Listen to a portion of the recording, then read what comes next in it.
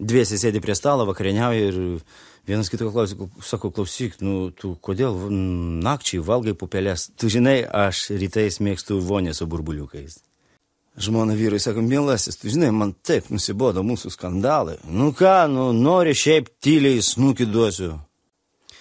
Kai vyras grįžta namo anksti, jisai galvoja, ką čia paskaičius. Kai grįžta vėlai, galvoja, ką čia sukūrus. Dviese kalbasi ir sako, tu žinai, mano žmona dabar atostogauja Minske. Kitas, o ko, neblogas, šaldytuvas visai.